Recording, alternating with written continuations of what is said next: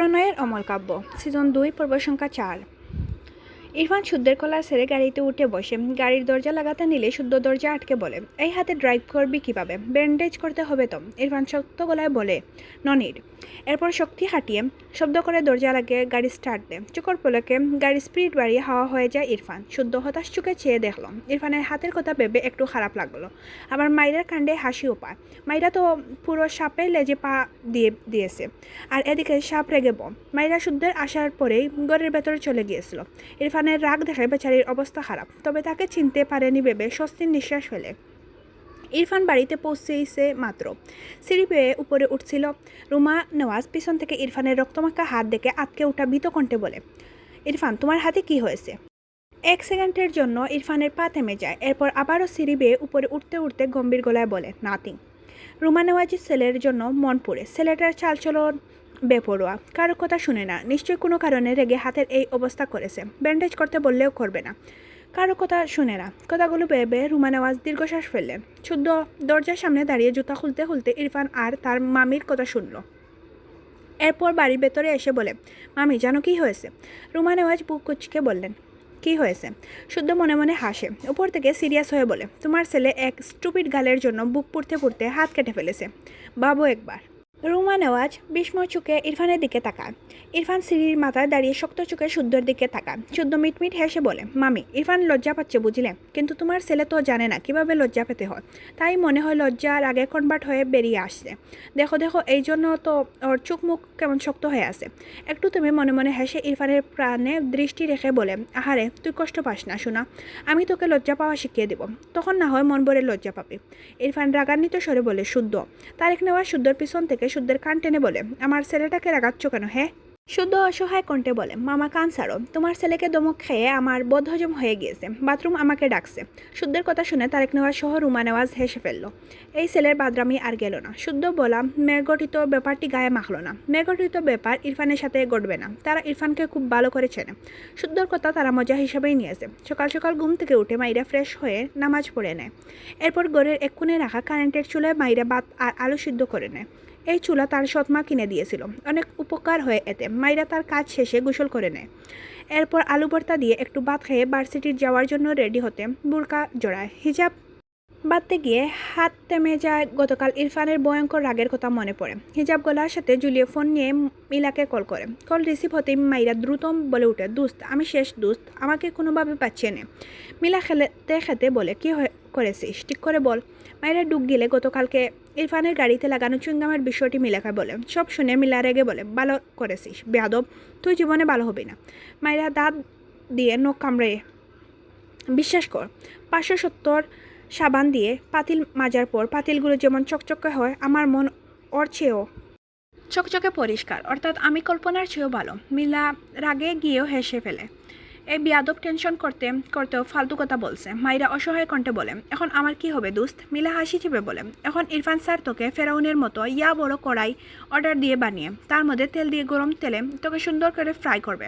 শোন, তোর ভালো জামাগুলো সাথে করে আনিস তো, তুই মরে গেলে ওসব তো আমারই হবে, আনিস কিন্তু। মাইরা 2 হাত কোমরে রেখে রেগে বলে, মিলার বাচ্চা তোর খবর আছে। মিলা হাসে। এরপর বলে, স্যার তো জানে না তুই এক কাজ করেছিস, তাই চিল কর ময়না, তাড়াতাড়ি আয়, আমিও বের হচ্ছি বলে কল কেটে দেয় মিলা। মাইরা মিলার কথা ভাবলো, আসলে তুই ইরফান স্যার জানে না কাজটি তার। স্বস্তির নিঃশ্বাস ফেলে হিজাব বাঁধতে শুরু করে। ভার্সিটিতে আজ সারাদিন মায়েরা বয়ে বয়ে কাটিয়েছে, তবে ইরফানকে একবারও দেখেনি। ভালোই দিনটা কেটেছে, এতে মাইরা শান্তি। ভার্সিটি শেষে মাইরা আর মিলা হাত ধরে মাঠ দিয়ে হাঁটছে। আজ ভার্সিটি থেকে জানিয়েছে আগামী 3 দিন পর ভার্সিটি থেকে সীতাকুণ্ডে শিক্ষা সফরে নিয়ে যাওয়া হবে। ফার্স্ট ইয়ার সেকেন্ড ইয়ার এদের একসাথে। মিলা মাইরা হাত জাকিয়ে বলে, ময়না তুই আর আমি কিন্তু এক জায়গায় বসবো। মাইরা হেসে বলল, না ময়না, আমি তোর কুলে বসবো, নয়তো আমি যাবই না। মিলার চোখ মুখ কুচকে বলে, তোর মতো দামড়িকে কুলে নিয়ে আমার অকাল মৃত্যু নিশ্চিত। মাইরা মেকি রাগ দেখিয়ে বলে, এসব কি বলছিস শালিক মুটি? মিরা রেগে বলে, একদম আমাকে এসব নামে ডাকবি না, আমি একটুখানি মোটা বলে তো তুই লাফাতে লাফাতে আমার কাছে আসিস। এখন থেকে আসলে এক লাথি খাবে বেড়াপ। মাইরা 2 হাতে মিলাকে জড়িয়ে ধরে বলে, ওলে লেলে আমার ময়না, কাঁদে না। তুই আমার পছন্দের একখান সুট কুলবালিশ, তুই যেন ভুলেও বিয়ে করিস না, নয়তো আমি আমার সুট কুলবালিশ কোথায় পাবো? মিলা মাইরার পিঠে থাপ্পড় দিয়ে বলে, তোর থেকে রেহাই পেতেই আমি আগে বিয়ে করব। মাইরা হেসে বলে, আচ্ছা টাকলুম আমাকে পাইলে আমি নিজেই তোরে বিয়া দিব, নো টেনশন। মিলা চোখ মুখ কুচকালো। রাত তখন 10টা। ইনায়া ইরফানের ঘরের সামনে এসে দাঁড়ায়, দরজার নক করে ডাকে, ভাইয়া আসো। ইরফান ভেতর থেকে বলে হুম। ইনায়া ভাইয়ার কণ্ঠ পেয়ে দরজা ঠেলে ভেতরে গেল। ইরফান ডিভাইনের উপর বসে ল্যাপটপে কাজ করছে। ইনায়া ইরফানের দিকে চেয়ে আছে। ইনায়া অনার্স সেকেন্ড ইয়ারে পড়ছে, তবে তার ভার্সিটি আলাদা। ইরফানের ভার্সিটিতে তার চান্স হয়নি। ইনায়ার বন্ধুরা প্ল্যান করেছে তারা কক্সবাজার ঘুরতে যাবে। ইনায়া এরা বলতেই এসেছে ইরফানকে। ইরফান তাকে কখনো একা বাইরে যেতেও দেয় না, কিন্তু ইনায়া এবার এসেছে, তার মন বলছে সে একটু বড় হয়েছে, তাহলে নিশ্চয়ই ইরফান রাজি হবে। ভাইয়ার পারমিশন ছাড়া বাড়ির বাইরে সর্বোচ্চ 5 কিলোমিটার যেতে পারবে, তাছাড়া ইনাইয়া কোথাও যেতে পারে না। চুপ দেখে ইরফান ব্রু কুচকে বলে, হোয়াট? ইনাইয়া মিনমিন করে বলে, ভাইয়া আমি আমার ফ্রেন্ডের সাথে ঘুরতে যেতে চাই। ইরফান ল্যাপটপে আঙ্গুল চালায় আর প্রশ্ন করে, কোথায়? ইনাইয়া ডুব গিলে বলে, কক্সবাজার। কথাটা শুনতেই ইরফান দ্রুত ইনাইয়ার দিকে চেয়ে রেগে বলে, হোয়াট? ইনাইয়া জাকি দিয়ে উঠে অসহায় কণ্ঠে বললে, ভাইয়া প্লিজ পারমিশন দাও, এটাই লাস্ট, আর কখনো যাব না। ইরফান শক্ত গলায় বলে, ন। ইনাইয়ার মুখটা একটুখানি হয়ে যায়, মনে মনে দোয়া করলো এমন ভাই যেন কারণ না হয়। ইরফান গর্বে গলায় বলে, 2 দিন পর আমাদের ভার্সিটি থেকে সীতাকুণ্ডে যাব, রেডি থাকিস। ইনাইয়া মন খারাপ করে বলে, জাহারা আপু যাবে।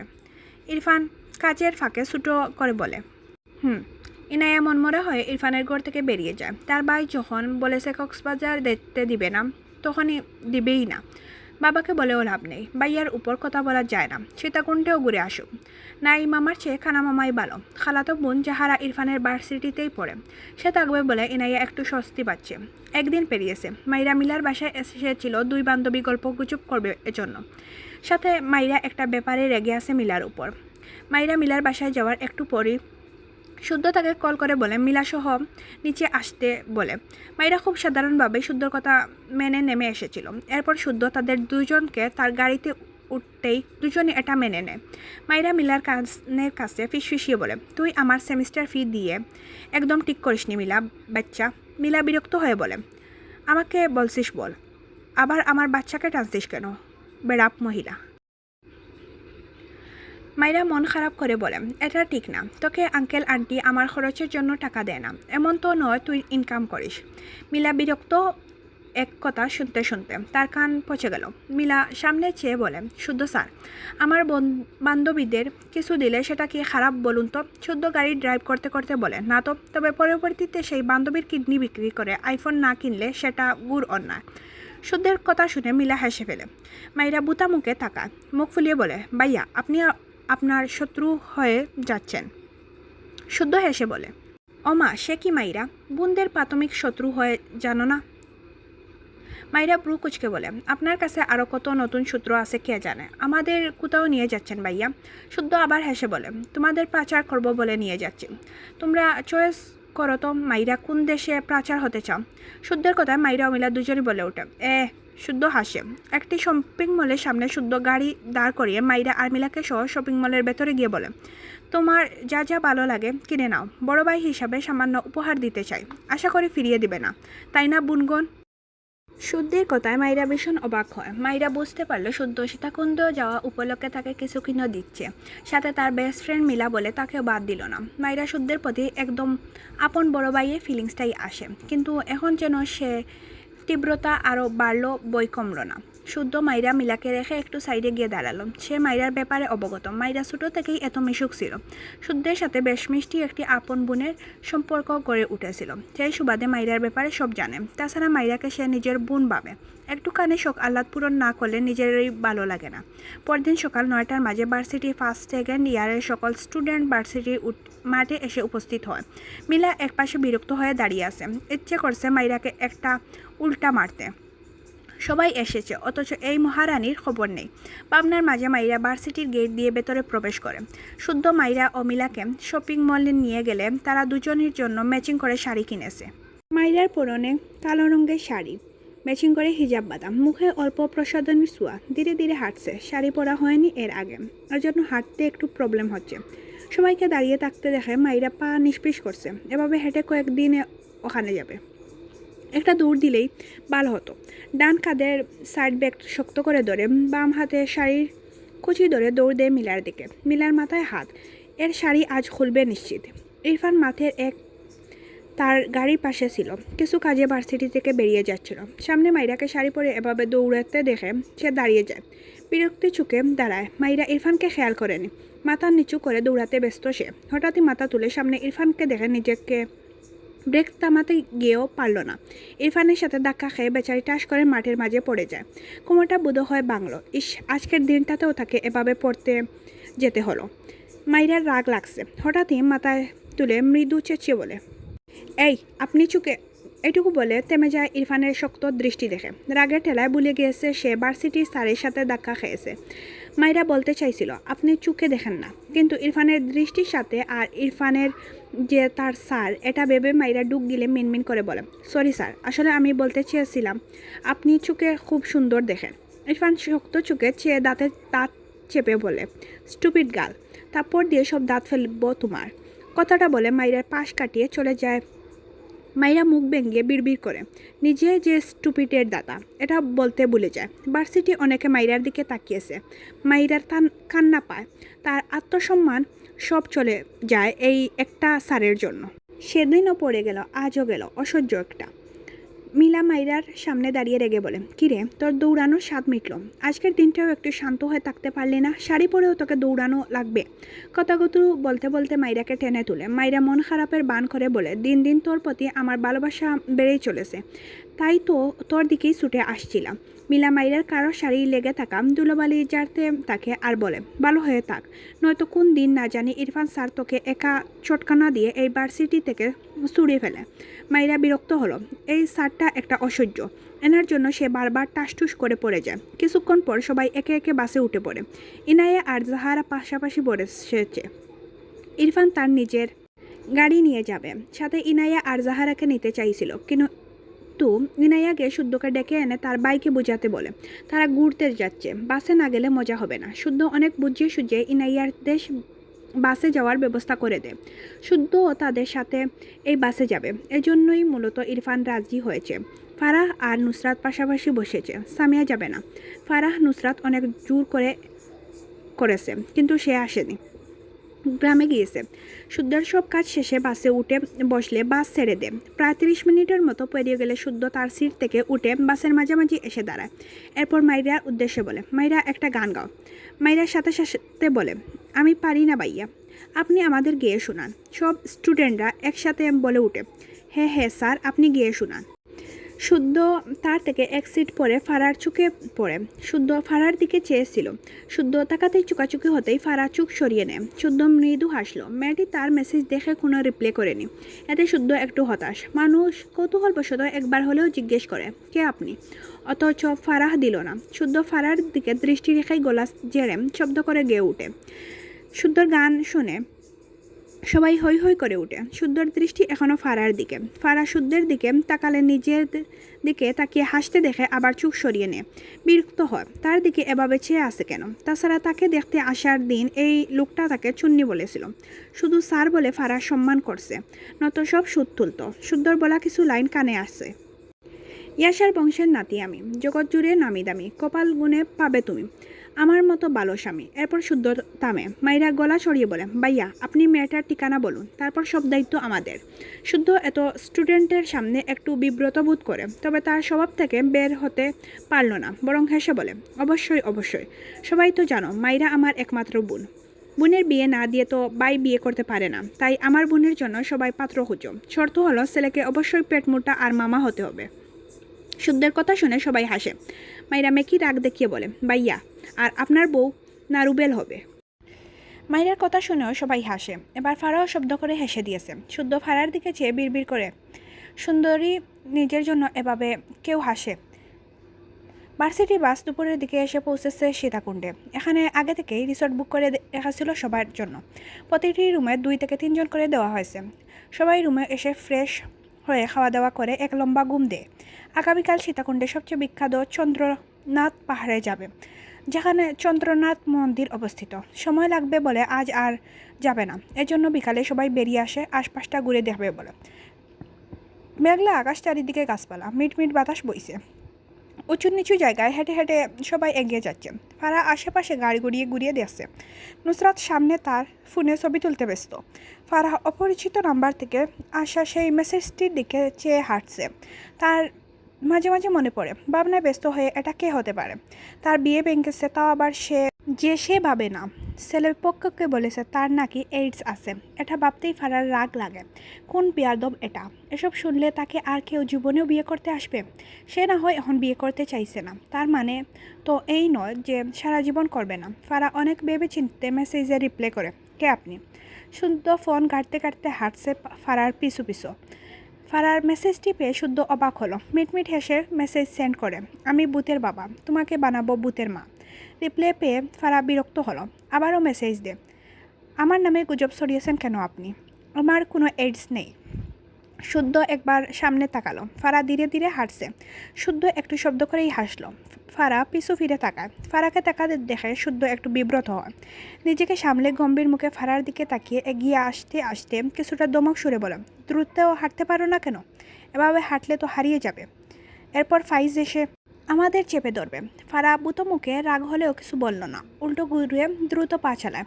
শুদ্ধ মিটমিট হেসে ফারাকে রিপ্লাই করে, তোমার মাঝে এক ধরনের বিশেষ এইড আছে যেটা শুধু আমার জন্য উপকারী। ফারা মেসেজটি দেখে রিপ্লাই দে, জানোয়ার, তোর এইডস আছে, তোর 14 গোষ্ঠীর এইড আছে। শুদ্ধর রাগ এই ফোনের ভেতর জেড়ে দিয়েছে ফারা। এদিকে শুদ্ধ ফারার মেসেজ দেখে কেসে ওঠে, বিড়বিড় করে, ও মাগো, এ তো পুরাই আগুন।